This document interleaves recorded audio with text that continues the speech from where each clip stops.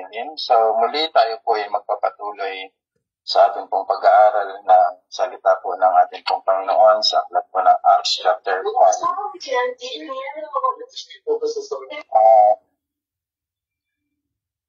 Natapos na po natin ang Acts chapter 5 beginning verse 1 to 11 nung nakaraan nating pag-aaral regarding kay Ananias at Sapphira.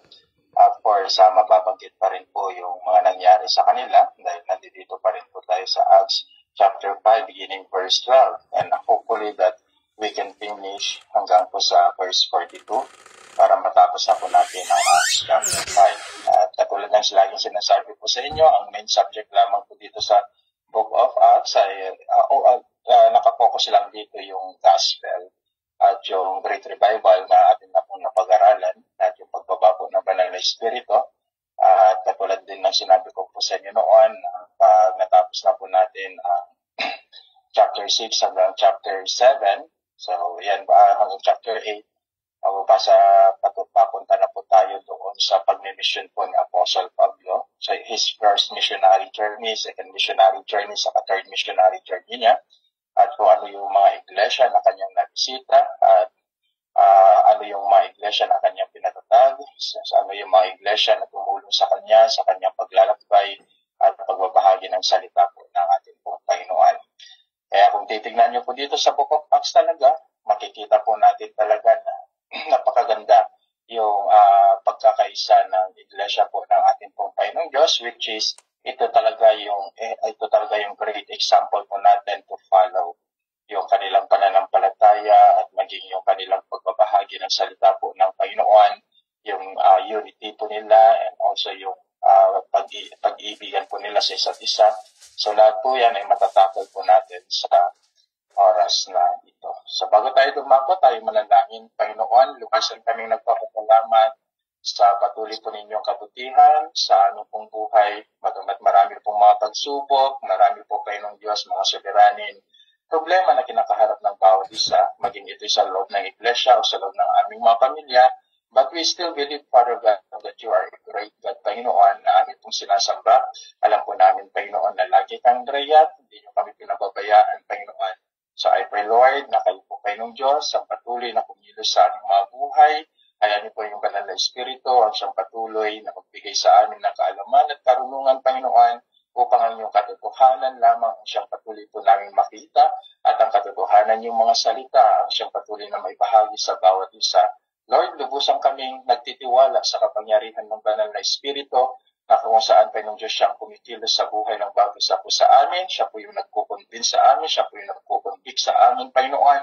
At siya yung nagtutuwid sa aming mga buhay. Salamat po sa Kanya. Salamat po ng Diyos sa mga kaloob na espiritual. Salamat po ng Diyos sa bunga nito na patuloy na bumabago sa aming mga puso. Thank you so much, Father God. Lagi kong nariyan kahit sa oras nito. Dalayan ko, Panginoon, ang patuloy po rin yung pagbibigay sa amin ng kaalaman at kaunawaan sa inyo pong mga salita. Upang sa ganun, Panginoon, sa aming pag-aaral ay magsilbing kalakasan nito sa aming spiritual na pumuhay. Salamat, Panginoon. Ito po ang aming samot dalangin sa ngalan ng Ama, Anak, at Espiritu Santo. Amen and Amen. Okay? So, sa verse 12 na po tayo. So, nice kong basahin po ang verse 12.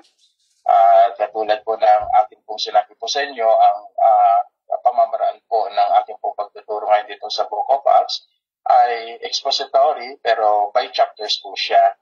So katulad ng sinabi ko rin po sa inyo noon, pagpapaalala lang po ito sinasabi ko na may iba't ibang uri po ng pag-i-expose po ng salita po ng Panginoon Diyos, katulad ng mga iba, word by word, verse by verse.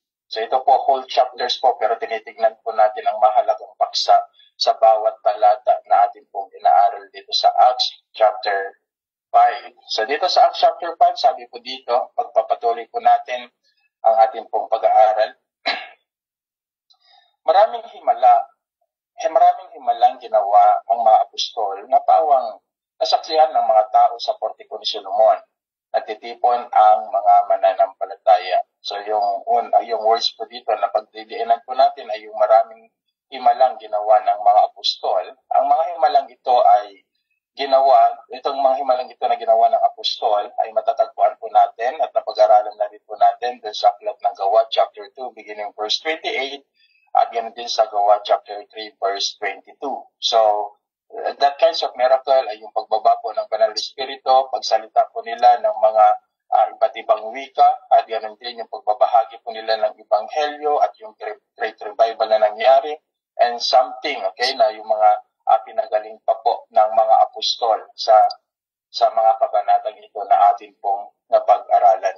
Now, another miracle na may kakaiba dito sa Acts chapter 5, na katulad ng pinag-aralan po natin nung nakaraan, doon sa nangyari kina Ananias at Sapphira, ay ito may tuturing na isang himala na nagdala ng takot sa mga di mananampalataya. So, ito yung nagkaroon sila ng takot na, okay, doon sa mga di mananampalataya because sa mga nangyari sa buhay po ni Ananias at kay Sapphira. Bakit? They were afraid about the seriousness of hypocrisy and sin. So, nakafocus po tayo kasi nung nakaraan regarding hypocrisy.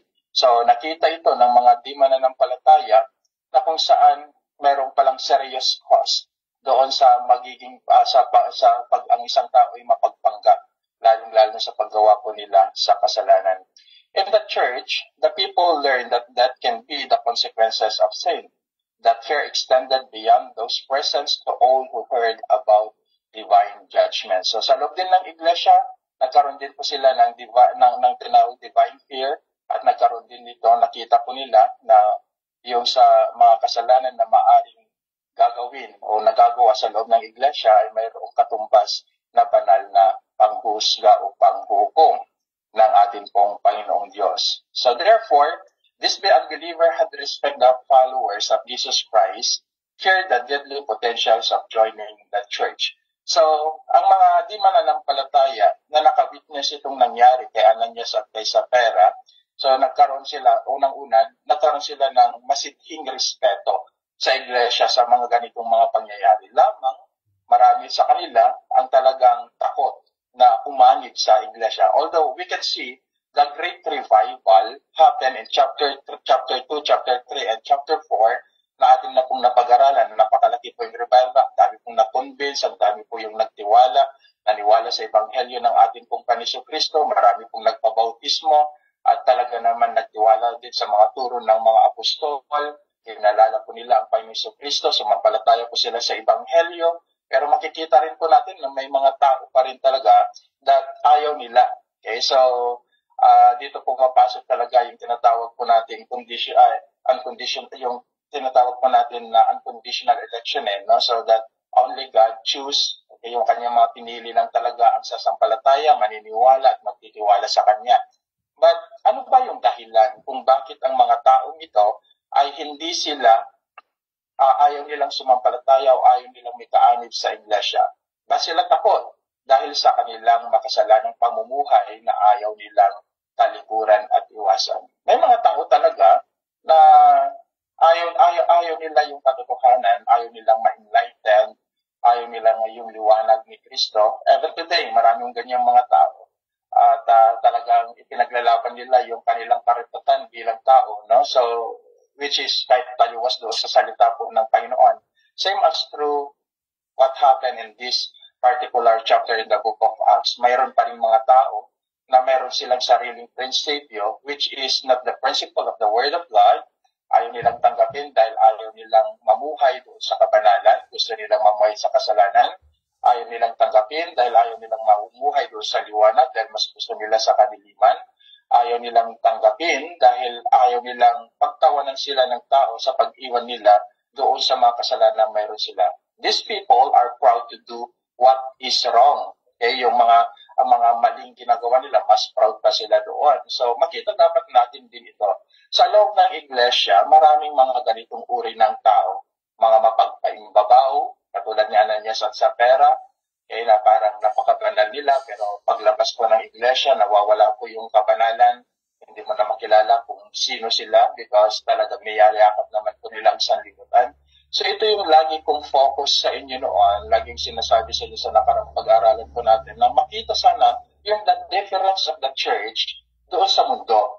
The way we wear, the way we teach, the way we speak. So yun sana yung laging makita sa atin as being a servant of God. Dahil yan po yung pinakamahalaga, no? So ang kabanalan at kaayusan ng iglesia ay ramdam at nakikita sa buhay ng mga mananampalataya sa panahon ito. So, dapat makita rin po natin yan. Sa katotohanan, kung maninindigan ang lahat talaga, ang mga simbahan ngayon sa standard ng Biblical Church, ito ay gagalang at respeto sa at katatakutan ng mga di mananampalataya. Bakit nga ba? No? So, ang laki kasi yung difference ng church today sa yung church noon. Yung church noon talaga, ramdam nila yung holiness. Katulad sinabi ko, yung kabanalan. Nakikita nila yung kaayusan. The way that we are worshiping God, the way that these fellow believers, how they fellowship, how they gathered. So ito talaga yung model church na lagi sinasabi ko sa inyo, no? So nakikita yung kabanalan, yung kaayusan, ramdam nila yung buhay ng mga mananampalataya, kung paano kumikilos ang Espiritu Santo. Nakikita nila yung buhay ng Panginoong Kristo sa buhay nila, that they are willing to sacrifice, to obey the Word of God. So yan po talaga mga mananampalataya. Sa panahon po natin ngayon, madalang. Pero hopefully na tayo, na nasa New Life Christian Fellowship Globalization, makita sa atin pa rin, o makita talaga sa atin, ito naman talaga ay, ito talaga ay compulsory, ito po ay mandato sa atin, mandate po sa atin, non-negotiable po talaga sa atin ito. Dapat makita sa atin ang kabanalan, kaayusan sa loob ng iglesia, pagkakaisa, pagmamahalan sa isa't isa, pagtutulungan, pagsusuportahan sa loob ng iglesia. And that is, ito talaga yung iglesia noon. And hopefully na ngayon sa atin na nag-aaral talaga ng salita ng Panginoon, ito talaga yung simbahan na hanapin po natin. It is not about the numbers of the church na laging sinasabi sa inyo noon. It is all about the quality of the church, how their life, kung paano ito nababago sa pamamagitan po ng pagsunod nila sa salita ng Panginoong Diyos, sa pamamagitan po ng pagkilos ng Banal na Espiritu at pagtitiwala po nila sa ating pong Panginoong Kristo. Yun yung buhay na gusto ng Diyos sa atin. At yun yung buhay na nais ng Diyos na makita sa atin, because we are created in the image of God. Okay? So sa pamamagitan po ng Panginoong Kristo, tayo po yung kanyang workmanship, as we can read in the book of Ephesians, chapter 2, verse 10, na tayo dapat ay mamuhay sa kabanalan. At yung kabanalan na yan ay magdadala sa atin ng totoong kaayusan. So church today, pag tinitingnan po natin, very worldly, not divine. Yan yung iglesia sa panahon po natin. Church today, compromiser and not standing for the truth. Yan pa rin po yung iglesia. Ayaw nilang magturo ng katotohanan, natatakot sila na baka mawalan sila ng miyembro. Ayaw nilang magturo ng katotohanan, natatakot sila na baka sila alisin ng miyembro doon sa mga congregational. So natatakot sila sa mga bagay nito. So they are compromising. Kaya hindi lamang doon sa mga turo, kundi maging sa sanlibutan na. They are used the pulpit as a parang naging programa, nagiging entertainment, ang pulpito, hindi man lang nire-respeto, hindi man lang ito ginagalang. So once that we are standing in the pulpit of God, we need to respect it. Dapat kailangan po itong, dapat tumatayo pa tayo, dapat matiyak mo natin na ituturo po natin ay talagang magbibigay sa kongregasyon at sa makikinig ng totoong turo at pagbabago sa kanilang mga buhay. So do not compromise, because the church, hindi po ito yung pagtawag sa atin ng Diyos na tayo po ay kaiba sa sanlibutan nito, tayo yung magiging ilaw, tayo yung magiging susi sa kabanalan ng mga tao na hindi pa nakakilala sa Panginoong Diyos. So ang iglesia rin, isa rin po na nakakalungkot pong isipin, maraming mga iglesia ngayon na bibili, nasusukulan at laging takot sa pagsasabi ng katotohanan ng iglesia ngayon. Okay? Kaya tayo bilang tinawag at hinirang ng Diyos, ay niwala sa mga biblical na katuruan at tumatay dito, patungkol dito, ito ang dapat nating gawin. At ito ay paalala rin po sa atin ng ating pong Panginoong Diyos, at dapat tayo po ay manindigan lagi. Kung bakit po sinasabi ito yung laging stand for the truth, because ito yung gusto talaga ng Diyos. Kaya nga sa Bible, pag pababasahin nyo, mas especially doon sa sulat ng Apostle Pablo and even the teachings of Christ, laging katotohanan ng kanilang sinasabi sa atin. Because this truth enlighten us to our way, to our path, lalong-lalo na sa ating paglilingkod po sa ating pong Panginoong Diyos. So, of course, napag-aralan din po natin yung difference of church noon, the modern church and also the early church. So another difference of early church and modern church today, as we can see in this particular chapter in the book of Acts chapter 5, unang-una, okay, ang unang iglesia, katulad sinabi ko sa inyo, ang unang iglesia ay ginagalang dahil sa kabanalan. Ano yan? Yan yung salamin po natin. Pangalawa, ang unang iglesia ay halimbawa sa pagsunod. Sana makita po sa atin ito, ano? And then pangatlo, ang unang iglesia ay hinahangahan sa pagbibigay. At we can read, napag-aralan na rin po natin kung paano magbigay ang iglesia. Okay? And then pang-apat, ang unang iglesia ay kinakatakutan ng di mananampalataya dahil sa mga himalang ginagawa ng Diyos dito. So, therefore, nakita po natin, particularly in chapter 5, yung nangyari kay Ananias at Sapphira, kaya yung mga hipokrito sa panahong ito na talagang makikita po natin, nagkaroon po sila ng fear. And then, ang unang iglesia siyang salamin ng katotohanan at pagkakaisa. So, this is the early church na dapat kopyahin, gayahin, isapamuhay ng iglesia ngayon. No? Ulitin ko sa inyo, ginagalang sila sa kanilang kabanalan, sila ay great example sa pagsunod and obedience po sa ating Panginoong Diyos at kanyang turo at sa kanyang salita. And then, ang unang iglesia, hinahangaan sa pagbibigay. Makita niyo kung paano sila tumulong sa gawain ng Panginoon at sa kanilang kapwa mananampalataya sa mga lingkod ng Diyos. Ang unang iglesia ay kinakatakutan ng di mananampalataya because the great miracle happening inside the church. And then, yung panghuli po, ang iglesia ay nagiging salamin sila. Nakikita sa kanila yung katotohanan at pagkakaisa. So, di ba napakaganda na sabihin nila, ang New Life Christian Fellowship, ang ganda ng kanilang pagkakaisa. Ang New Life Christian Fellowship, katotohanan talaga ang itinuturo nila. Ang New Life Christian Fellowship, mapagbigay, mapagsunod sa Diyos, namumuhay sila sa kabanalan, makikita mo, ramdam mo ang pagkilos ng Diyos. Because if we obey and follow all this, ini-apply po natin sa church po natin, naniniwala ako na kahit ang mga di mananampalataya, mga baguhan pa lang, mararamdaman nila ito. Mananatili sila. Bakit? Nakikita kasi nila yung kabanalan, pagsunod, pagbibigay, at mga himalang ginagawa ng Diyos at higit sa lahat yung katotohanan, turo at pagkakaisa sa loob ng iglesia, lalong-lalo yung pagmamahal na nagmumula sa Panginoon. Pero, ang modernong iglesia ngayon, karagdagan sa pag-aaral po natin, ang modernong iglesia ay punong-puno na ng kapaimbabawan, as we can read. Nabasa po natin doon sa chapter 5, verse 1 hanggang 11 na pinag-aralan po natin. That is the church today.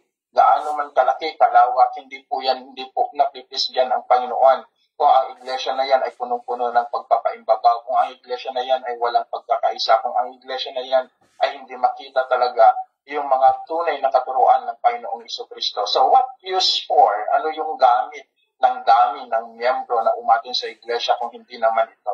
Okay, so sumasang-ayon dun sa mga turo ng apostol at ng Panginoong Jesucristo. Pangalawa, ang modernong iglesia ngayon ay napipilitan na sa pagbibigay. Okay, so compulsory po yan. May kanya-kanyang toka. Hindi man lang sila makapagbigay. Yung totoong pagbibigay sana ng Book of Acts, dapat yan po yung dapat po natin gawin. Yung makita mismo, nakikipagpasan tayo sa pangangailangan ng iglesia. Kung saan tayo sumasamba, kung nakikinig ng kanyang salita, kung saan tayo ginagamit ng Panginoon. So we need to support the church. Okay, so kailangan din talaga ng pagbibigay sa loob ng iglesia upang masuportahan, matustusan ng lubusan. As kung ano yung nangyayari in the book of Acts, ganoon din dapat yung maging heart po natin. Hindi po ibinigay lamang na pasanin ang expenses doon sa mga apostol, kung babasahin po ninyo, kundi lahat sila ay nakikipag-participate all the expenses of the church, lahat ng pangailangan po ng iglesia sa panahon yan. Okay, yung kanilang mga pagtulong sa mga mahihirap, yung pagtulong sa gawain ng Diyos, sa pagpapahagi ng salita ng Panginoon, so kung ano pa man na pwede na maitulong nila. So ginagawa nila. The same as true sa church po natin ngayon. Na dapat church natin, maiuwaran natin sila sa pinaunang iglesia. Kasi ang iglesia ngayon, napipilitan in hope so, and I'm praying na bawat isa po sa atin, bawat isa po sa inyo, ay nagbibigay ng mula sa kaibuturan ng kanyang puso. Hindi siya nabibigatan. Nagbibigay siya ng lubusan. Hindi lang napipilitan, kundi lubusan siyang nagbibigay para sa gawain ng ating pong Panginoong Diyos. Tandaan po natin, ang lokal na iglesia na kung saan tayo sumasamba, pag ito po ay nagkulang sa lahat ng aspeto ng pangailangan, hindi lang po obligasyon ng head pastor, hindi lamang po obligasyon ng assistant pastor, hindi lamang po obligasyon ng leaders, but it is the obligations of the whole members of the church because you are one body. Kaya pag ang iglesia namatay, damay po ang lahat. Tatandaan po natin, pag ang iglesia ng Diyos ay nahihirapan, kahit isa, damay po dapat lahat yan. Kasi isang katawan po tayo, dapat nagbubuhatan po tayo ng pasanin para sa ikaunlad, ikakatagumpay, ikalalawag ng gawain ng Panginoong Diyos. So, ang modernang iglesia ngayon, ulitin po, napipilitan na sila ng pagbibigay. Pero doon sa unang iglesia, nakita po natin kung gaano sila ka-generosity, kung gaano sila nagbibigay para sa gawain ng Panginoong Diyos. Kung maaari nga, lahat ng mayroon sila, pati ang kanilang buhay talaga ay iniaalay po nila, binibigay po nila for the glory of God, for the work of God. And then, another, ang modernang iglesia ay di kinakatakutan ng mga mananampalataya ngayon dahil wala nang pagkakaiba sa gawain at katayuan ng sanlibutan. And that is true. Okay? Ginawang politics ang loob ng iglesia, ginawang entertainment ang loob ng iglesia, so ginawang business ang loob ng iglesia. So dito sa atin po sa bansang Pilipinas, pinasok na ang negosyo sa loob ng iglesia na minsan nalulungkot ang ating puso. Dahil hindi dapat. Ang business, do it outside the church, not inside the church. So, ginawang mga networking ang iglesia, which is wrong. Hindi po ito dapat. We need to respect the church. Kaya, ang mga di mananampalataya, ba't sila matatakot? Ganon din ang ginagawa ng mga nagsasabing sila ay Kristiyano. So, dapat makita po natin talaga may pakita po natin yung kaibahan ng iglesia na kung saan tayo sumasamba sa ating pong Panginoong Diyos. Because, tandaan po natin, ang iglesia ng Diyos, sinaunang iglesia ng Panginoong Diyos, maging sa mga panahon pang nagdaan, pagkatapos po ng mga apostol, nire-respeto ito at ginagalang ng karamihan. Although it is a persecuted church, we know that. Kahit na sila pinipersecute, kahit na sila pinapahirapan, kahit nakatumbas ang kanilang buhay, still they are doing their part to show that they are part in the body of Christ, they are the church of Christ, that this church must live as an example of holiness, giving, obedience to the word, at marami pang mga iba. So dapat ganun din po ang gawin po natin. And lastly, ang modern iglesia ay di na tumatay sa katotohanan, maging sa pamumuhay at turo, and that is sad. Nakakalungkot pong isipin talaga. Ito yung modernong iglesia ngayon na sinasalapin ng marami, hinahangaan ng marami, hinihiyawan ng mga marami, ginawang entablado, entertainment ang mga churches, hinahangaan nila yung karamihan, but hindi nila nakikita yung kawalan talaga ng presensya ng Diyos. Ang presensya kanilang nadarama ay yung kanilang sariling katha ng kanilang kaisipan, yung Kristo na ginawa ng kanilang isipan. Because the real church in the Bible, kakaiba sa mga iglesia sa panahon ito.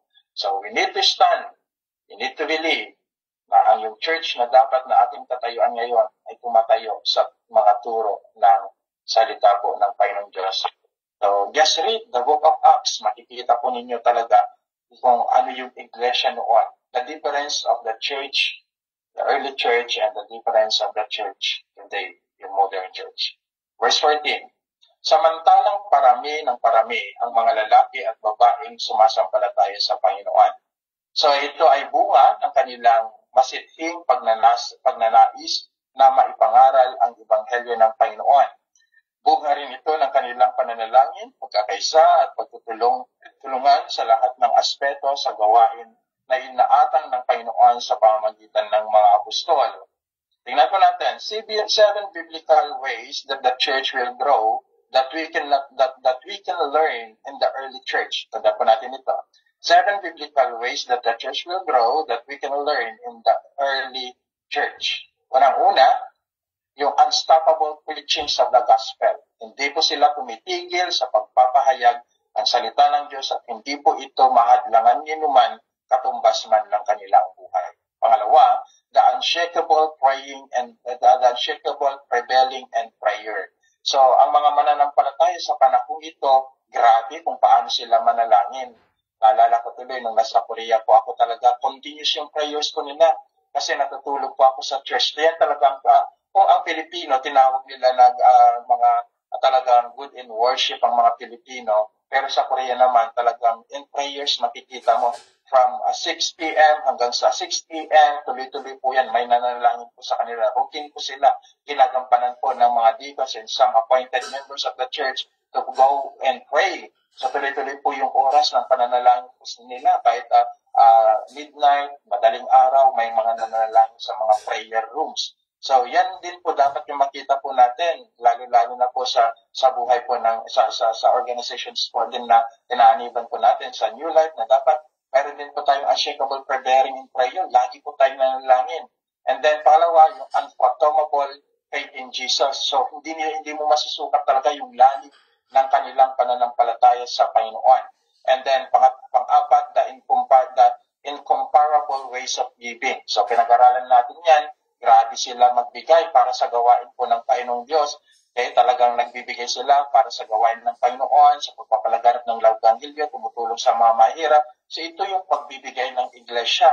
And then pangalawa, yung incomparable fellowship.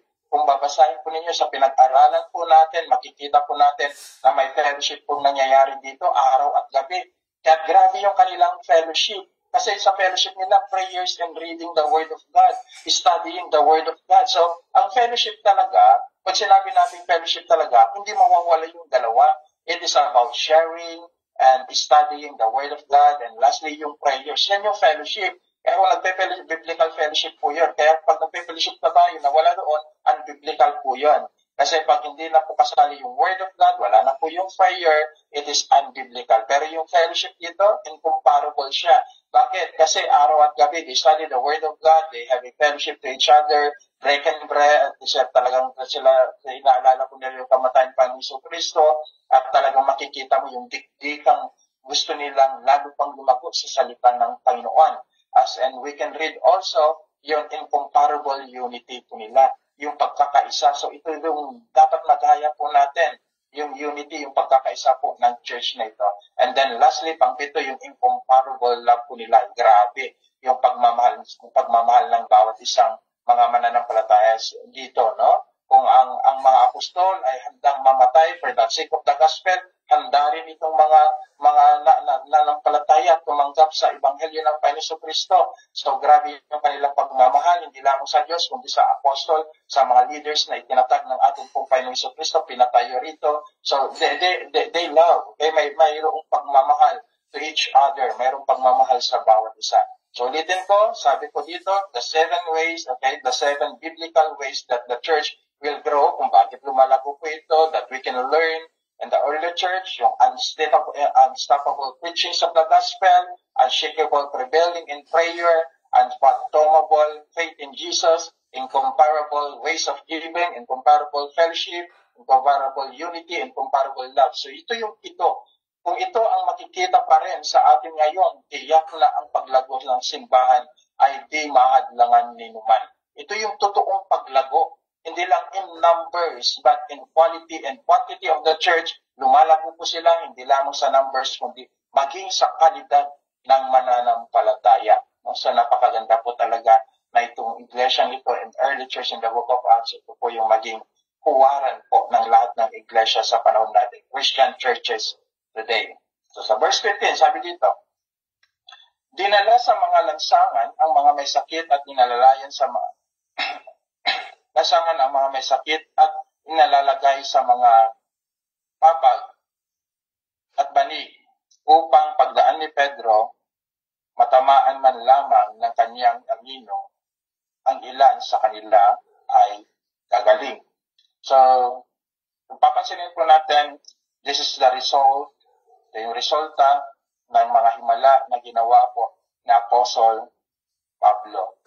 So, in modern belief today, lalo na yung mga naniwala pa rin doon sa gift of divine healing, okay, so napag-aralan na po natin, napag-aralan na po natin regarding the different gift of the Holy Spirit, ang pinag-aralan po natin ng 1 Corinthians. Alam po natin na may mga existed, still today, and non-existed na gift na. So, yung mga naniwala pa rin ngayon, sabi nila, mahawakan niyo lang yung aking panyo, madaanan niyo lang yung nanganino ko. So, ginagaya po nila si Pedro. No? So, ganyan naman yung pananaw ng mga marami. No? They are exalting themselves. Pero, tingnan po natin ng gusto. If we study, the people truly believe that He has a divine healing power and that it might be even extended through them, okay, through His shadow. So ito kasi yung bunga ng panalangin mismo ng mga apostol, okay, that there is a great miracle happening then sa pagpapayin nila ng kanilang ebanghelyo sa kapanawa. Tandaan po natin, one of the greatest signs to become an apostle, talagang miracle workers ka. Okay, ito kasi yung isang mga senyales ng mga apostol. Okay, isang katangian ng mga apostol. But the scripture, take note that, but the scripture does not say Peter's shadow ever healed anyone. Walang itinuro ng banal na kasulatan na yung shadows ni Pedro talaga ay gagaling sila. Okay? In fact, the healing power of God through him seems to go far beyond in his shadow. Ibig sabihin, naroon pa rin. Okay? Yung pagkilos ng Diyos doon sa kapangyarihan ng Panginoong Diyos na magpagaling sa kanila, na naroon pa rin yung pagkilos. So, ang Diyos pa rin ang nagpapagaling. So, yan po yung lagi po natin tandaan that today, when you pray, God's will, katulad ng lagi sinasabi po sa inyo, God's will heal us and every sicknesses or diseases that we have. Kasi yan naman talaga yung ideas in this particular chapters and some verses in the scripture na talagang sa panalangin natin sa ating pong Panginoong Diyos, sa Kanya lang kapag tayo pwedeng magtiwala. So, He can able to extend, okay, our life as happened in the prayers of Hezekiah. He can able to heal us doon sa mga bagay which is the doctor cannot able na pwedeng pagalangin pa tayo, pwede. Kasi ang Diyos naman, hindi po siya madami sa mga bagay na yan. Pero, huwag na tayong maghanap ng mga tao na, siya, may people feeling, pupunta ka pa doon. Just pray for it, ask and believe in the Lord. Ang Diyos naman natin, mahabagin siya. Pwede po siyang kumilos mismo sa mga buhay po natin. Pwede po tayong pagalingin sa ating mga karamdaman na naayon sa Kanya kalooban. Okay? So, ang pangyayaring ito ay sagot lamang sa panalangin nila sa Gawa, chapter 4, verse 29 to 30. Again, ulitin ko. So, katulad sinabi ko, ito kasi yung prayers nila na sila'y gamitin ng Panginoong Diyos, hindi lamang sa pagbabahagi ng Ebanghelyo, kundi makagawa rin po sila ng mga maraming himala. At sabi ko dun sa Acts chapter 4, verse 29 to 30, at ngayon, Panginoon, tignan ninyo, pinagbabantaan nila kami, bigyan ninyo ng katapangan ang inyong mga lipin upang ipangaral ang inyong mga salita. Binat ninyo ang inyong mga kamay upang magpagaling at loobin ninyo na sa pangalan ninyo, inyong banal na lingkod, na si Jesus ay makagawa ng maraming himala. So this is the answers of the prayers of the early church. Kaya grabe yung himala, then ito'y tinugon mismo ng ating pong Panginoong Diyos sa pamamagitan po ng kanilang panalangin. Kaya sa makikita po natin, sa previous na pinag-aralan po natin, grabe silang manalangin, they are united, and then God's granted this prayer. Kaya nung si Pedro na, sa mga apostol na, lumabas na sila, gumawa ng mga himala, makikita po talaga natin yung pagkilos ng Espiritu Santo at maging ng ating pong Panginoong Diyos Ama at sa patnubay po ng ating pong Panginoong Jesucristo. So, yun po, no? So, dito sa verse 16, sabi niya, dumating din ang maraming tao mula sa mga karatig bayan ng Jerusalem, dala-dala ang kanilang mga may sakit at ang mga pinapahirapan ng masamang espiritu at gumaling silang lahat. Okay? They are healed. Okay? So, pinagaling sila hindi dahil sa kapangyarihan ng mga apostol, kundi dahil sa kapangyarihan ng Diyos. Hindi dahil sa kagagawan ng mga apostol, kundi sa kagagawan ng banal na Espiritu. Hindi dahil sa mga nais ng mga apostol, kundi ito'y nais ng Diyos Ama. So makikita po natin that all these miracle works happen in the book of Acts, it is word of God. Trabaho po ito ng Diyos. And ang mga apostol, kinikilala mismo nila sa kanilang mga sarili na sila'y isa lang gamit, okay? Ginamit sila ng ating pong Panginoon Diyos para sa mga gawain ito. So, dapat makita po natin, not overproud to ourselves. If God used us to do all these things,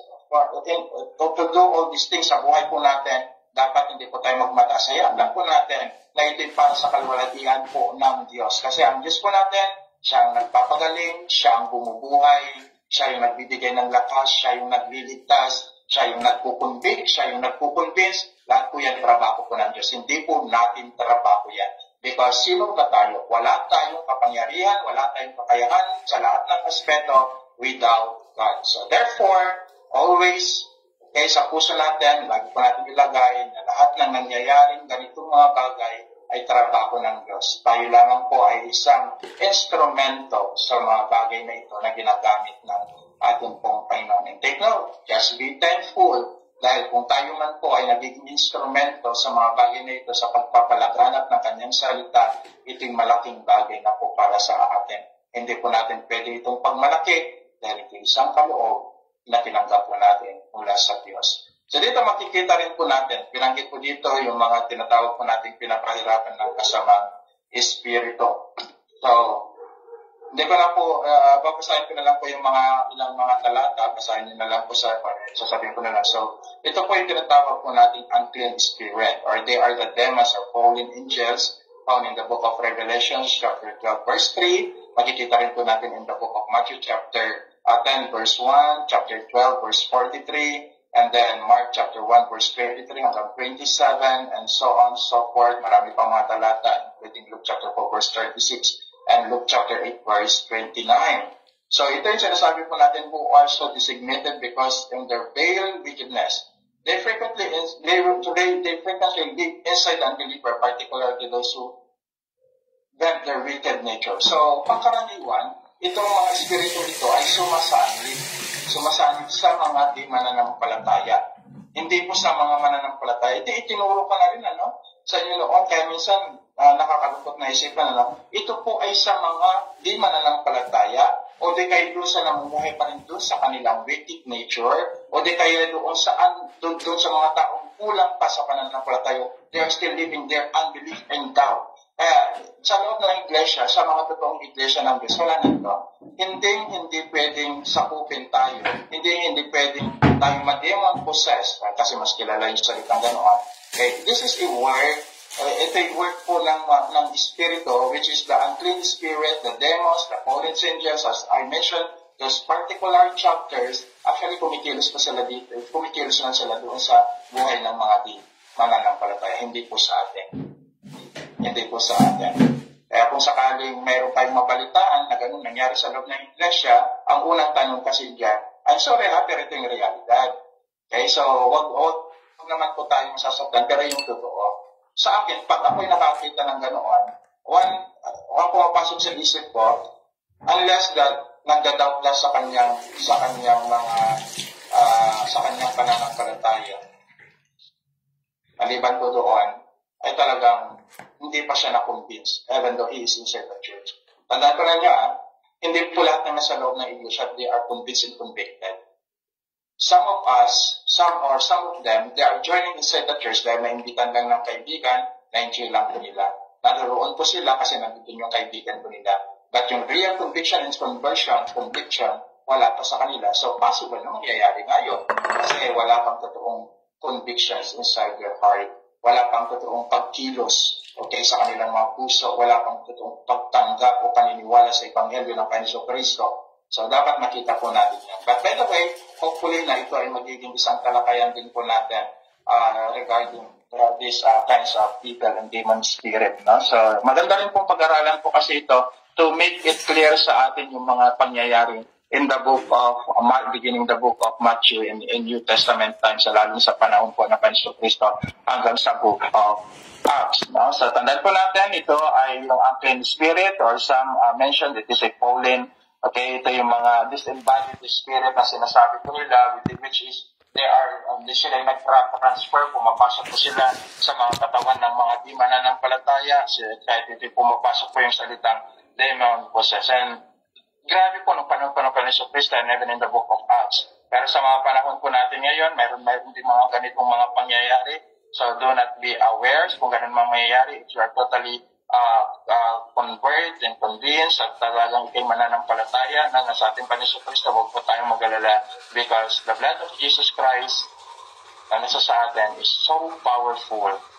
Okay? Napakakapangyarihan po ito. Papag-aralan po natin yan sa book of Acts, sa story of apostle po. Di ba? May isang istorya dyan at papag-aralan po natin, matatalakay po natin. Sabi po ng isang unclean spirit, sabi niya, kilala ko si Pedro, kayo, sino ba kayo? So, clear po yan. If we are truly servant of God, okay, even the disembodied spirit or unclean spirit, kilala po tayo kung gaano kadip yung ating pananampalataya sa ating pong Panginoong Diyos. So the Word of God is very clear about. So makikita rin po natin dito sa pagbabasa po natin, even in verse 18, kasi pinatakip po dito yung mga apostol, yung tinatawag po natin invade.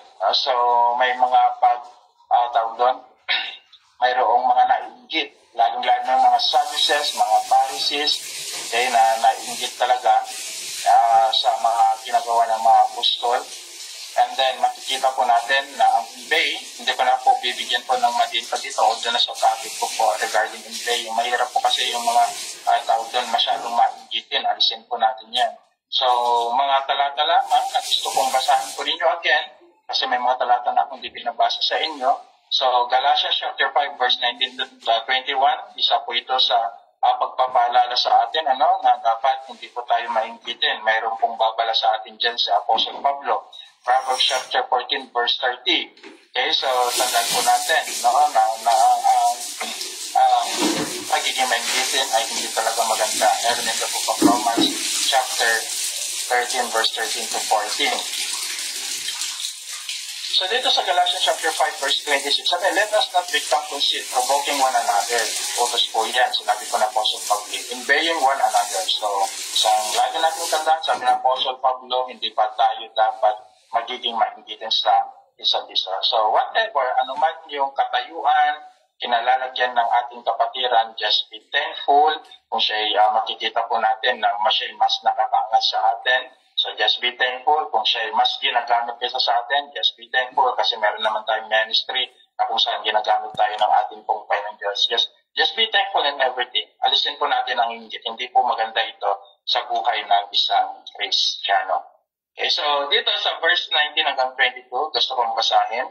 Ngunit kinagabihay, binuksan ng isang anghel ng Panginoon ang bilangguan at inilabas ang mga apostol. Sinabi nila sa kanila, pumunta kayo sa templo at ipahayag sa mga tao ang lahat ng mga bagay tungkol sa bagong pamumuhay na ito. So the angels commanded the disciple again, the apostle, to preach again the gospel of Christ. Kaya nang umaga na pumasok sa templo ang mga apostol at nagturo sa mga tao, nagtitipon naman ang mga pinakapunong pare at ang kanyang mga kasamahan at tuwang-tuwa at tumawag ng pangkalahatang pulong ng kataas-taasang kapulungan ng mga Hudyo at ng pamunuan ng Israel. Pinakuha nila sa bilangguan ng mga apostol, ngunit ng mga ito ay wala na. Nang dumating doon ang mga kawat, kaya't nagbalik sila sa kapulungan at nagulat. Nakita po namin na nakasusing mabuti ang pintuan ng bilangguan at nakatayo roon ang mga bantay. Ngunit nang buksan namin, wala kaming nakitang tao sa loob. Nang marinig ito, nabahala ang mga punong pare at ang kapitan ng mga bantay sa templo. Hindi nila maubos maisip kung ano ang nangyari sa mga apostol. Verse 25, Siya namang pagdating ng isang taong ganito ang sinabi, tignan po ninyo, ang mga lalaking pinakulong ninyo ay naroon sa templo at nagtuturo sa mga tao. Kaya pumunta sa templo ang kapitan, kasama ang kanyang mga tauhan. Kinuha nila ang mga apostol, ngunit hindi sila gumamit ng dahas sa pagpangambang baka pagbabagoyin sila ng mga tao. Inarap nila sa kapulungan ng mga apostol at ang mga ito ay tinanong ng pinakapunong pare. Pwede, hindi ba't mahigpit namin kayong pinagbawalang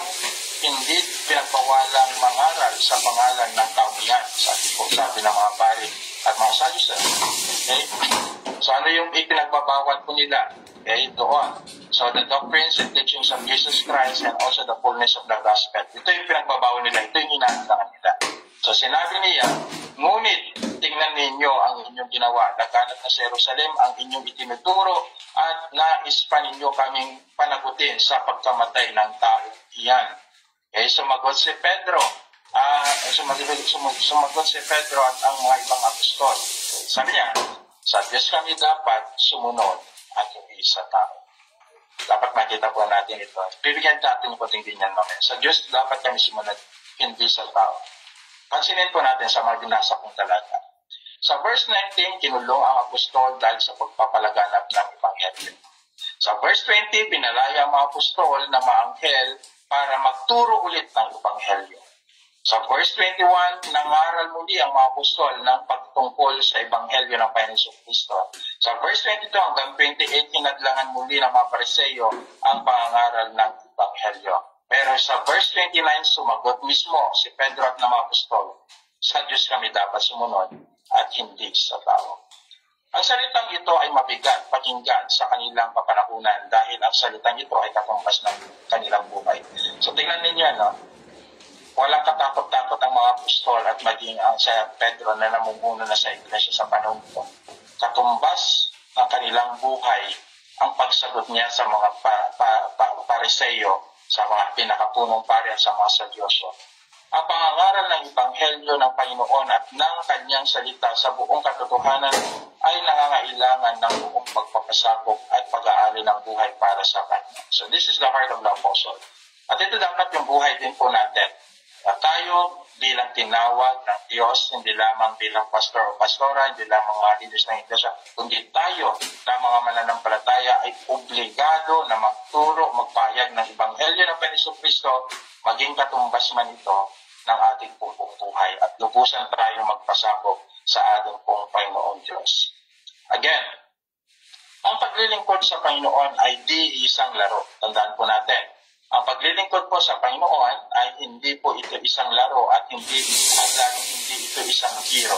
Seryosohin po natin at maging matapat po tayo sa mga nakaatang sa ating mga balikan. So when we talk about yung nakaatang sa ating balikan, hindi lang sa pagbabayad ng Ebanghelyo, kundi sa ministeryo, ipinagkatiwala sa atin bilang isang tunay at totoong lingkod ng ating pong Panginoon Diyos. Alisin na po natin ang neutralism. Tandaan po natin. Sa paglilingkod po natin sa Panginoong Diyos, alisin na po natin ang neutralism na kung saan walang pinaninindigan na tama o mali. Okay, so alisin po natin yan, yung neutralism na kung saan walang pinanindigan na tama o mali. Alisin na po natin ang mga tinatawag po natin tolerating or toleratism na kung saan hinahayaan na lang po natin ang mga mali basta't walang nasasaktan. Alisin na po natin ang doubting or doubtism na kung saan nag-aalinlangan tayo sa pagtayo sa katotohanan. Dahil pagdating po natin sa hukuman ni Kristo, hindi mahalaga kung ilan ang hindi mo nasaktan na tao, kung ilan ang iniwasan mo para hindi magkaroon ng kaguluhan o pagkakaati sa loob ng iglesia. Ang mahalaga, ang salita na nasabi mo ba ay nanindigan ka ba doon sa buong katotohanan ng salita ng Diyos? Nasabi mo ba ang buong katotohanan na ito sa bawat tao? At pag sinabi po natin ito, tumayo po tayo dito, matitiyak po, sasabi niya sa atin, come my faithful servant. And that is our obligation, that is our responsibility. Minsan maraming mga ganito sa loob ng iglesia, yung tinatawag po natin neutralist, mga tolerating people, mga doubting. So dapat ito naalis sa loob ng iglesia. In order for us to obey the fullness of the gospel, dapat ganun po tayo, no? Dapat makita po natin yan. So sa Apostle Pedro, lahat ng ito inalis niya. Okay, tumayo siya. Dati siya ay matatakutin. Okay, inalis niya yung kanyang pag-aalinlangan. Okay, wala na siyang kinakampihan. Basta ang mahalaga dito, sabi, sa kanyang puso, may pahayag niya ang salita ng Diyos ng buong katotohanan, buong kapangyarihan po ng ating pong Panginoong Diyos, kaya ay maipahayag niya ito. So sabi niya, hindi ako sa kanyang puso, no? Maaaring sabi niya, hindi ako natakot na tayo. Basta't importante, masunod ko ang Panginoong Diyos, hindi kayo. So kailangan, sabi niya, ang Diyos muna kanilang susundin bago ang tao. So dapat sa ating pamantayan, ito yung sinabi ko sa inyo nung nakarang pag-aaral ko natin, pag ang gobyerno ay hindi naman tayo hinahadlangan sa pagpapahayag ng salita ng Diyos at pananambahan ng Panginoon. Eh, wala pong masama po doon, masumunod po tayo. Pero kung ang gobyerno o yung pamantayan ng gobyerno ay hinadlangan na, bawalan na tayo sa papuri, sa pagsamba, at maging doon sa tinatawag po natin pagpapalaganap ng Ebanghelyo, ang dapat ng masunod ay hindi na ang tao, kundi ang Diyos. Because we are called to preach the gospel of God, the gospel of Christ. And yan yung pagkatawag sa atin bilang mga mananampalataya. Sa verse 30, sabi dito, ang Diyos ng ating mga ninuno ang muling bumuhay kay Jesus na pinatay ninyo nang siya inyong ipako sa cross. Ang on that tree.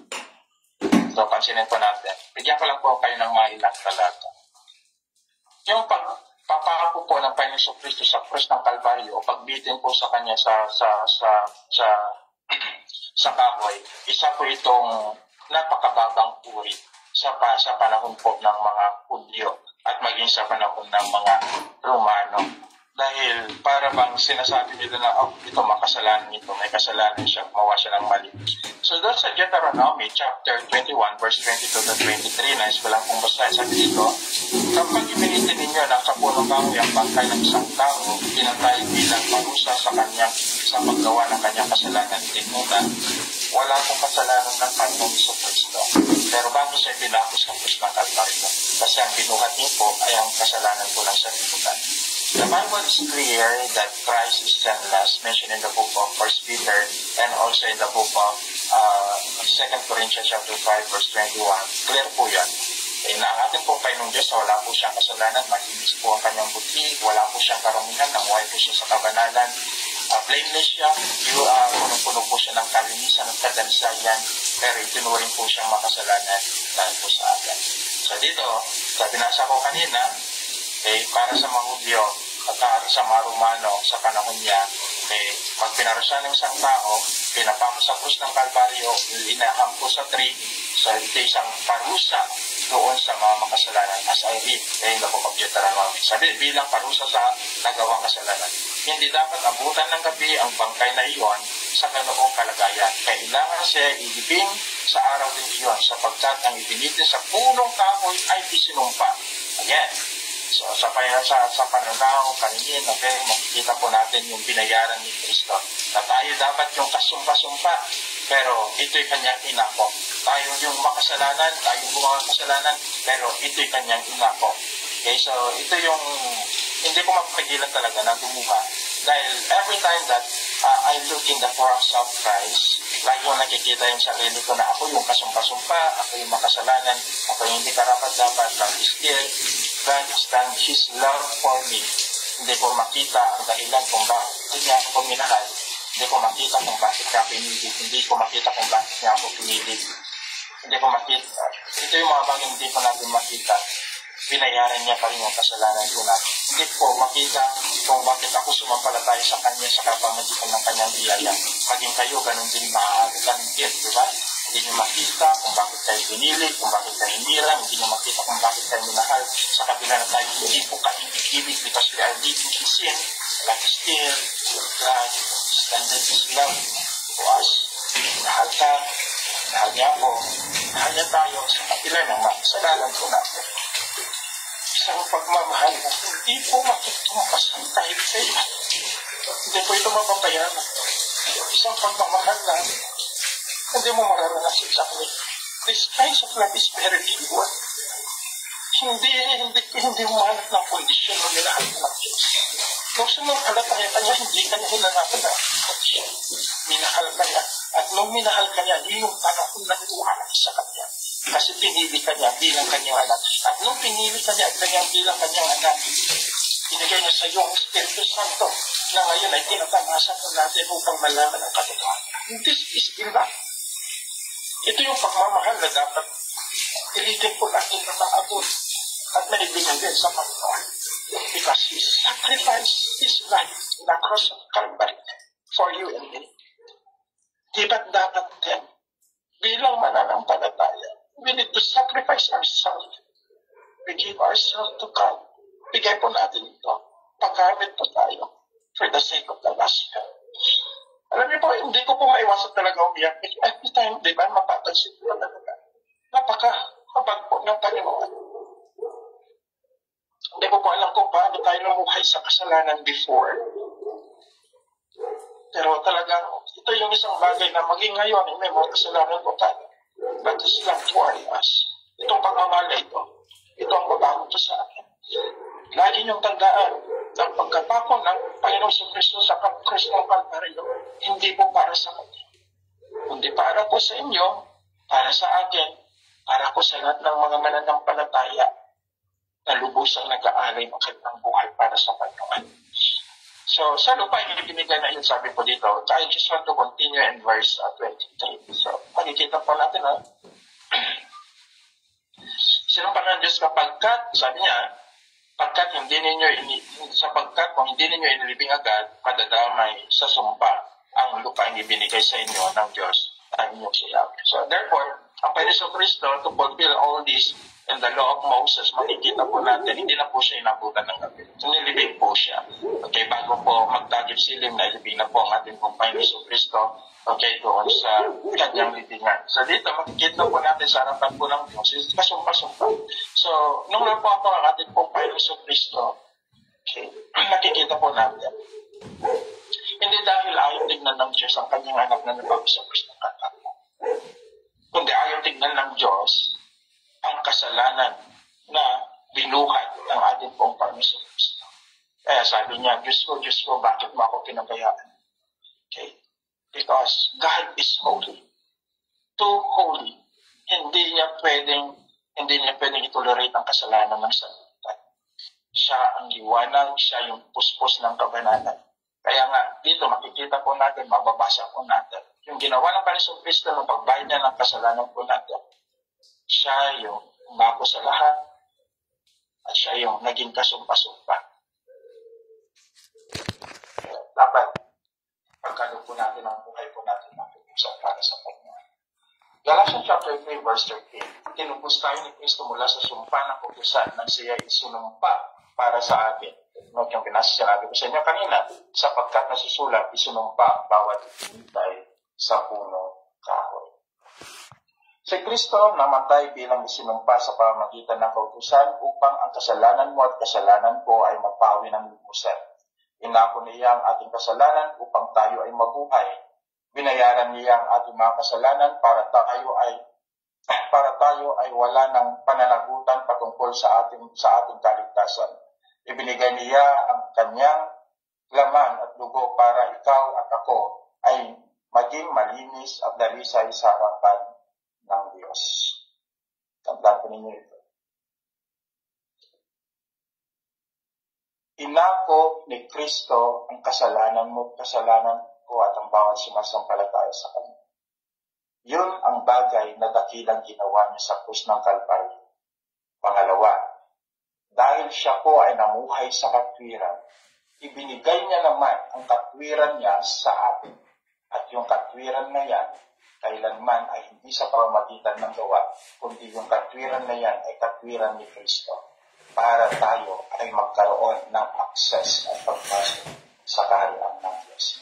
Yung katwiran na yan, ang babago sa buhay po natin na nakaangkla sa ating pong Panginoong Hesus Kristo. So napakalanan, no? Inako ni Kristo ang ating pong kasalanan. Si Kristo naman binigay niya ang kanyang katwiran. Verse 31. Inakyat siya ng Diyos sa kanya. So, tatapusin ko po ito, ha? So, inakyat siya ng Diyos sa kanyang kanan bilang tagapanguna at tagapagligtas upang bigyan ang mga Israelita ng pagkakataong magsisi at tumalikod sa kasalanan at nang sa gayon ay makamit nila ang kapatawaran. Ito'y panawagan sa atin lahat, sa lahat ng tao. Ng tao ay dapat magsisi sa kanilang kasalanan at mamuhay sa katotohanan upang magkamit sila ng kapatawaran sa Panginoong Diyos. Verse 32, saksi kami sa mga bagay na ito, kami at ang Espiritu Santo na ipinagkaloob ng Diyos sa mga sumusunod sa Kanya. Ang talatang ito ay isang katunayan ng Espiritu Santo ay pinagkaloob lamang sa mga taong sumusunod sa Panginoong Kristo. Take note.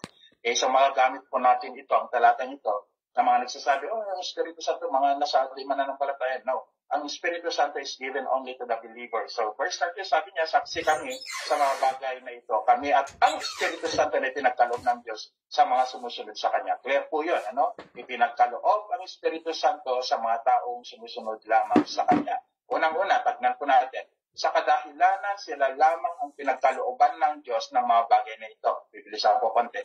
Sapagkat sila lamang ang pinagkalooban ng Diyos sa mga bagay na ito.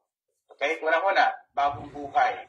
Okay, bagong buhay na kaloob ng Espiritu Santo, that's found in the book of John chapter 3 verse 3 to 8. Kaya tayo pinaging born again. Bagong buhay, 2 Corinthians chapter 5 verse 7 to 10. Bagong buhay na nakamtan natin sa anak. Yan po ang ating pong Panginoong Hesukristo. And again, bagong buhay na para sa kaluwalhatian ng Ama. Okay, Romans chapter 6 verse 4. So ang bagong buhay na ito ay pinagkaloob ng Espiritu Santo, nakamtan natin sa pamamagitan ni Hesukristo at para sa kaluwalhatian po ng Diyos Ama. Okay, kaya napakamit po natin ang banal na Espiritu. And then, pangalawa, na dahilan kung bakit ipinagkaloob ang Espiritu Santo sa mga mananampalataya, sa mga pinagkalooban po nito. Tandaan po natin, unang-una, para magkaroon po sila ng tinatawag po natin spiritual leadership. Romans chapter 12, verse 3 to 10. Gusto ko pa sanang bigyan po ito ng mas marami pang din. Although natapos po natin ng mga pag-aaral po natin ng Book of Romans. Pero, kapya na lamang, ano? So, spiritual leadership, Romans chapter 12, verse 3 hanggang 10, and Ephesians chapter 4, verse 11. Pangalawa, spiritual gift. Okay? Spiritual gift. 1 Corinthians chapter 12 hanggang chapter 14. Existed and non-existent gift today, dapat makita rin po natin yan. So, may mga spiritual gift po tayong pinagkalupo ng Panginoong Diyos. And then, spiritual fruit, Galatians chapter 5, verse 22 to 23. So, yung spiritual leadership, spiritual gift, spiritual fruit, ibinigay po ito sa mga mananampalataya, sa mga tinawag, hiniram po ng ating pong Panginoong Diyos. Kaya, nagkaroon po tayo ng bagong buhay dahil din po sa banal na Espiritu na ipinagkaloob po sa atin. Verse 33. Okay? Nagngingit-ngit sa galit ang mga bumubuo sa kapulungan ng marinig ito at nais nilang ipapatay ang mga apostol. Ngunit tumayo ang isa sa kanila sa nagngangalang Gamaliel, isang pariseyong guro ng kautusan at iginagalang sa buong bayan. Inutos niyang ilabas muna ang mga apostol. So, in Christian tradition, si Gamaliel po ay isang recognized Pharisees or Pharisaic doctor. So, ibig sabihin, siya po ay talagang malalim sa kautusan. Aral na aral niya ang kautusan. So, tatlong bagay lang po ang pwede nating malaman po kay Gamaliel. Unang-una, si Gamaliel po ay miyembro po ng Sanhedrin, kung saan nagkakatipon po ang mga Pariseyo at Sadyosyo. Pangalawa, si Gamaliel po ay teachers po na Apostle Pablo, kaya si Apostle Pablo ay great theologians in law that we can read in the book of Acts chapter 22, verse 3. And then si Gamaliel po, ito po yung sa magbasa po natin sa kanina sa Acts chapter 5, verse 34, makikita po natin na siya po yung nag-encourage sa mga Pariseyo at mga Sadyosyo. Siya po yung nagkaroon ng habag sa kanila para maligtas po ang mga apostol na ito. At anong sinabi niya? Babasahin ko na lang po.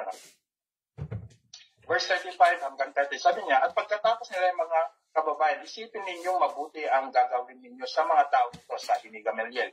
Hindi pa, nagtatagal mula nang lumitaw si Theodas na nagpapanggap na isang dakilang pinuno at nakaakit ng may 400 tagasunod. Ngunit nang mapatay siya, nagkahiwa-hiwalay ang kanyang mga tauhan at nauwi sa wala ang kanilang kilusan. Pagkatapos lumitaw naman si Judas na taga Galilea noong panahon ng pagpapatala ng mga mamayan at nakaakit din ito ng maraming tauhan. Nang mapatay siya, nagkawatak-watak din ang tagasunod niya.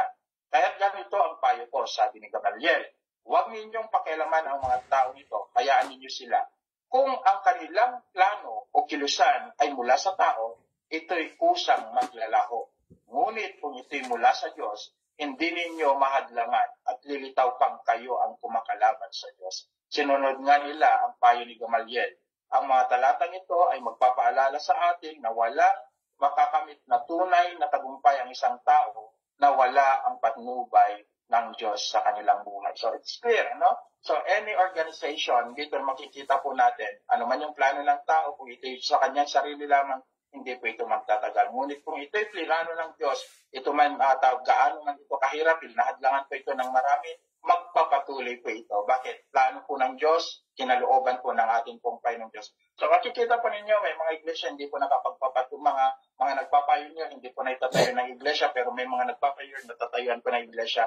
May mga umihiwalay na iglesia, pero nakapagpapatuloy, meron yung mga iglesia na hindi na po nakapagpapatuloy. So therefore, it is clear, pag ang Diyos mismo ang kumilos sa bagay na ito, at talagang itinatag ng Diyos, kahit sino man hindi pumadlangan, uusbong at magpapatuloy ito at lalago. Pero dito, nakikita rin po natin, kung mula sa plano lamang ng tao, hindi po ito magtatagal. May ilang mga talatang paalala po sa atin. For example, in Kawikaan chapter 19, verse 21, ang isang tao ay maraming iniisip, maraming binabalak, ngunit ang kalooban pa rin ni Yahweh ang siyang mananaig. Awit chapter 127, verse 1 hanggang 2. Maliban na si Yahweh ang magtatag sa bahay, ang ginagawa ng tagapayo ay walang kabuluhan. Maliban si Yahweh ang nagtatag ng lusod at gumagabay, ang pagmamasid ng bantay ay wala rin saysay. So clear po sa atin yan.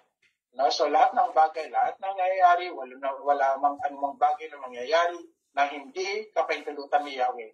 Okay? So dahil yan po ay saklaw ng kanyang kapangyarihan, as we can read in the book of Panakwe chapter 3 verse 37 hanggang 38. Last verse.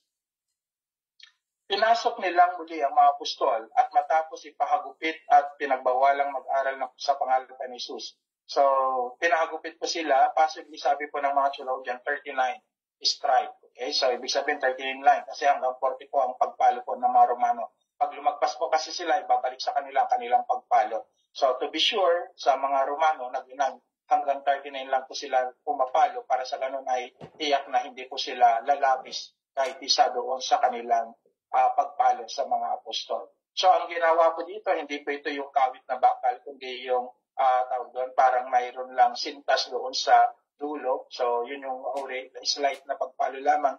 Hindi po parehas doon sa pagpaginamit po sa Panginoon Kristo na may kawit na kung saan sumasabay po yung kanyang laman at pumupulsit po ang kanyang dugo. So, yun po natin makikita. Ang kaibahan. And then, verse 41, sabi niya, nilisan ng mga apostol ang kapulungan at sila'y galak na galak sapagkat minarapat ng Diyos na sila'y magdanas ng kahiyan alang-alang sa pangalan ni Jesus. So, ito'y fulfillment po sa Matthew chapter 10, verse 17 to 20 na sinabi po ng Panginoon Kristo. Basahin ko po ito kasi maraming gumagamit. Tandaan po natin, fulfillment po ito ng verse 41. Na ikinagalak mismo at panalangin mismo ng mga apostol at mga lingkod ng Diyos sa panahon ito na maging kasali sila, kaparti sila sa paghihirap mismo ng ating pong Panginoon Kristo sa pagpapalaganap ng katotohanan. So yan po yung sinasabi doon sa aklat po ng Acts chapter 5 verse 41. So sa 45, sabi po dito, chapter 10 verse 17 to 20 ng Matthew, mag-ingat kayo sapagkat kayo'y dadakipin at isasakdal sa mga kataas-taasang kapulungan ng mga Hudyo. Hagupitin kayo sa kanilang mga sinagoga, dadalhin kayo sa mga gobernador at mga hari ng dahil sa pagsunod ninyo sa akin upang magpatotoo sa kanila at sa mga hintel. Okay? Kapag hinarap na kayo sa hukuman, huwag kayong mabahala kung ano ang inyong sasabihin o kung paano kayo magsasalita sapagkat ipagkakalog sa inyo sa oras na iyon ang inyong sasabihin. Hindi kayo magsasalita, kundi ang Espiritu Santo na galing sa Ama ang magsasalita sa pamamagitan ninyo. Miscontext po ito kasi ng marami kung bakit po ito idaragdag sa atin pong talakayan. Okay, so ito yung long principle po ng marami pag gumagawa po sila ng sermon, pag nag-preach po sila, let the Spirit speak, kaya magsalita. Hindi po nila naunawan na ito'y fulfilled prophecy of Jesus Christ, fulfilled word of our Lord Jesus Christ in the book of Acts chapter 5 verse 41. Kaya dito, malinaw po ng mga apostol, sa pagbasa po natin, dinadala po sila sa sinagoga, sa mga Sanhedrin, okay, sila'y pinagtutuligsa, ngunit makikita ninyo kung paano po sila mag-response. Bakit sila nakapagsasalita? Bakit nasabi ni Pedro, sabi niya, ang ususundin namin ay ang Diyos, hindi tayo, hindi tao. Masusunod ang Diyos, hindi ang tao. Bakit sinabi niya, ang Diyos ang mataas at kami ang may papagta? Dahil ang nagsasalita po dyan ay hindi po mismo sila. Ang nagsasalita mismo dyan ay ang Espiritu Santo na ipinagkaloob ng Ama. Kaya may buong tapang po sila na mangaral ng Ebanghelyo because of the word of God and the life. So dapat makita po natin yon. Sa salitang yan, dapat maging clear sa atin ang Matthew chapter 10, verse 17 to 20, ito po ay fulfilled na po, nagawa na po ito ng mga apostol. Sa panahon po natin ngayon, pag tayo po ay tumatayo, we need to prepare. Kailangan natin maganda sa pananalangin at patnubay ng banal na Espiritu. Kailangan din, pag nag-share po kayo, kailangan po prepare po natin yan. Huwag nyo gamitin ang tekstong ito. Ano po? So, hindi po para sa preaching po ito. Para po ito sa mga pagpapahayag po ng mga apostol sa synagogue during end their time. Ngayon, kung gaganapin niyo po ang talatang ito, dapat magdanas muna tayo ng katulad ng mga persecution na kanilang okay? So, tandaan po natin, ang talatang ito, fulfilled na. Okay, hindi ko naman sinabi na tatanggalin po natin ang talatang ito. Sinasabi ko po dito, in terms na tayo gagawa ng mga mensahe o mga panatawag doon, mag-share tayo ng salita ng Diyos. Huwag naman po natin sabihin na let the Spirit speak. No? Mahirap naman po yun na wala kayong kaka-prepare. So, bakit ko po binanggit ito? Kasi ito po yung ginagamit po ng ilang mga sabihin ko na, mga pastor na tamad na mag-aral ng kasalita po ng Panginoong Diyos o mga leaders na tamad na mag-aral ng salita ng Diyos. So, okay lang, kaya magsalita. Let the Spirit speak. So, yun ang mga problema sa panahon ngayon. No? So, iba pong talatang ito. Iba po yung konteksto nito. Okay, kaya huwag po natin gamitin in terms of sharing the gospel. Okay, ito po ay konteksto mismo na katulad sinabi ko na naganap na sa mga apostol. Last verse, araw-araw sa templo, okay, bahay-bahay, walang tigil silang nagtuturo at nangangaral ng mga balita tungkol kay Hesus Kristo. Sa panahon nga natin ngayon, ang malingkod ng Diyos ay dapat manampalataya ng gusto at dapat rin isa pamuhay yung salita po ng ating pong Panginoong Diyos. Hanggat maaari, sa atin po bilang mga mananampalataya, magawa din po natin yung araw-araw. Okay, hanggat maaari, araw-araw na tayo po ay may pananambahan. Okay, hindi lamang niyo po punta ng church, kundi isang fellowship para magpuri sa ating pong Panginoong Diyos. Magawa rin po natin yung pagbisita. Okay, sa mga kapatiran po natin, pagawa po natin yung magturo, mangaral ng magandang balita patungkol sa ating pong Panginoong Kristo. Dapat magampanan po natin yan. Dahil ang mga talatang ito ay nagpapatunay sa atin na ang pagpapayag lamang ng salita ng Diyos ang magbibigay buhay sa atin sa paglilingkod. So, yan po yung salita po ng ating pong Panginoong Diyos sa Acts chapter 5. Tinapos ko po, medyo mahaba po. So, just in case that you have a question at mayroon kayong mga reflections, yung question niyo po sa na lang po sa susunod po natin talakayan. So, i-end ko na po dito yung ating pong pag-aaral and hopefully na mayroon po tayong natutunan sa Acts chapter 5. Tayo pong lahat ay manalangin. Lord, thank you so much for your faithfulness to us. Thank you so much for your word. Salamat, Panginoon. Napakadakila mo, napakatapat niyo po sa amin. Bagamat marami po kami pagkukulang, nariyan po yung pag-ibig at pagmamahal. Patawarin niyo kami patuloy sa lahat ng aming makasalanan. Linisin niyo po kami ang yung salita na aming napakinggan. May sa pamuhay po namin. Turuan niyo kami manindigan sa katotohanan. May pahayag ang Ebanghelyo. At higit sa lahat, Panginoon, ay bukusan ka namin masunod ayon po sa hindi pong pamantayan sa Biblia. Salamat po. At sana, Panginoon, nagkaroon din po ng linaw sa mga ilang mga talata na binasa po namin sa aming mga puso. At patuloy pa kami mag-aaral, Panginoon. We pray yung knowledge na patuloy yung pagkakaloob sa amin. Bigyan niyo kami ng liwanag, tanggalin niyo po ang lahat ng mga kadiliman sa aming kaisipan at makita po namin ang liwanag ni Kristo na patuloy na kumikilos sa aming pumabuhay. At nawa, Panginoon, patatagin niyo po ang New Life, Christian Fellowship, Globalization, Israel, Philippines, Lord, at patuloy maging matatag. At yan din, Panginoon, kayo po siya patuloy mawaluhati, Panginoon. I pray na patuloy kami na maglingkod sa inyo sa buong katotohanan. Salamat, Panginoon, sa inyo lamang po ang kapurihan sa pangalan ng Jesus. Salamat po sa lahat. Binibigay ko na po sa ating pong message.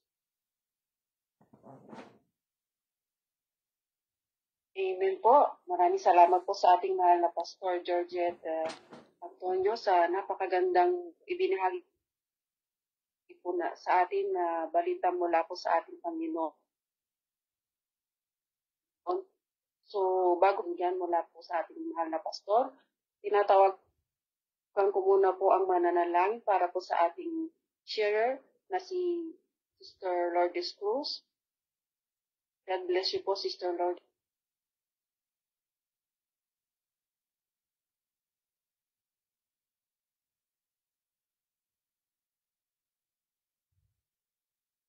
Mr. Lourdes Cruz, ready ka na po ba para pumanalangin po sa ating pastor? Yes po, yes po.